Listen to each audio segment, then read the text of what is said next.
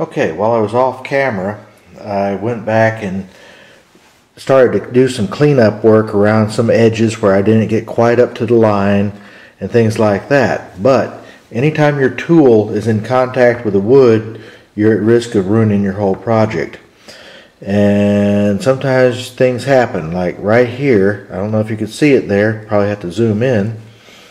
It broke the top of that letter, the top of that C. Now you can see it there.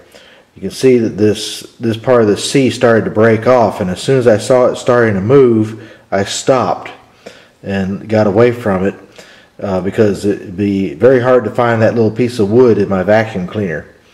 So what I'm going to have to do now is I'm going to have to get some glue, force it down inside that little crack, smush it down and hold it until the glue sets. Okay, any kind of glue will do for fixing this. I just happen to have some Tight Bond 2 at hand. I just have to smush it in there, get it worked in real good, try to get it down the crack. But again, there's not going to be any real strain on this piece. It's just going to be sitting there. And now I just have to hold it in that position until the glue sets. Okay, while I'm holding my finger on that broken piece, letting the glue set a little bit before I let go of it, we can talk about some of the roughness here that you see. Okay, cedar is a very soft wood, very brittle, and you're just not going to get a real smooth surface on it. But what you notice around the edges of the letters, you have a lot of these fibers, wood fibers that have torn loose and not cut cleanly. Now, if I had a sharper bit, I'd have a lot less of that, but I'd still have some. And up here, you can see there's a lot of wood fiber. Not a big deal. That's just the way cedar is. And you could sand it, and you can see down in here the marks that the router bit left. I'm gonna get a sander, a little piece of sandpaper here, and go down into those holes and do a little bit of cleanup work in there before I do the main sanding of the surface. Again, it's not supposed to be super smooth. You're not trying to compete with a piece of plastic. This is wood, and every piece of wood has its own character. And I don't know if you can see clearly enough in the video, but that's taken out an awful lot of the roughness there. And so what we're going to do is when we paint this, the rest of that roughness is just going to disappear. Now, I'm using 150 grit sandpaper because there's just no point in going to a finer paper than that. Because, like I said, you're not going to get a really smooth surface on cedar. And what we're going to do is we're going to paint it. If I was going to go for stain and lacquer, varnish, that kind of thing, then I'd be much more concerned with getting a smooth surface inside here. But I'm going to paint the inside. Alright. Okay. Now, one thing I forgot to do when we did the tracing was to show where this needs to be cut off. So just very quickly, I'm going to put this back on, this template back on here. Put a square against that edge and just mark it with a pencil. Now I can take that back over the table saw, or take that back over the miter saw and cut it off. Okay, we're getting down to the finishing time now, and I've got to make a decision at this point.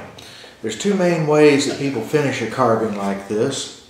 One is fast, the other looks better. And I always consider my carvings to be a piece of art, not so much production. I guess if I was trying to make a living doing it, I'd feel differently about that. What some people do, and I will mention this up front because you may want to do it, is they'll take this kind of material right here. This is not actually paint. This is marsh ink. It's kind of hard to find, and it's a black stencil ink. Same thing as what lumber yards might spray on the outside of a stack of lumber to say what it is. And so what you do is you spray it on here, and it goes all over the whole surface, stains the inside of all the letters, and then after it dries, then you come back over it with a sander. And since the ink, the marsh ink, only sits up on the surface, it doesn't soak into the wood. When you sand it off, then this becomes back, the upper surface comes back to be wood grain again, and the inside of the letters are black. Another thing that I could use in here would be, this is Rust-Oleum metallic green paint. That looks pretty cool. And I spray it in there, let it dry a long time, because otherwise it'll gum up my sandpaper very badly. And then I sand it off, and I'm good to go. Now,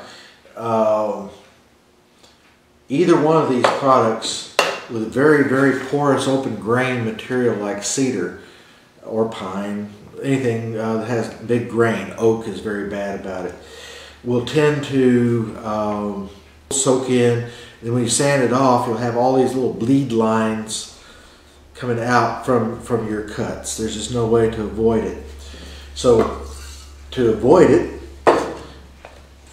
what you do is you spray on a lacquer finish first, and just spray it on, let it soak in, maybe spray it on again, and then when you spray on these other paints or inks, it'd be a lot less likely to bleed in. There are also some other products that you can spray on that are specifically sanding sealers or pre-stain sealers. But what we're going to do on this job, and so the reason I mentioned that in advance is if I wanted to do that, if I wanted to use this, I would spray it on now with all these wood whiskers in here, and then when I sand it off, I'd be good to go. But I'm not going to use that. What we're going to do on this project is I'm going to sand it down, and then I'm going to very tediously get in with a little paintbrush and some green metallic acrylic paint and paint the bottom of every one of these little letters. That's a pain. It really is. But it looks great. And this whole sign will probably only use maybe 6 drops of paint, which is cheap. I could buy a little bottle of paint for $2. It'll last me a long time if it doesn't dry out. This, on the other hand, is $7 or $8 depending on where you get it. But one little bottle of paint lasts a long time, and you're probably going to be a lot faster than I am about painting the inside of these letters.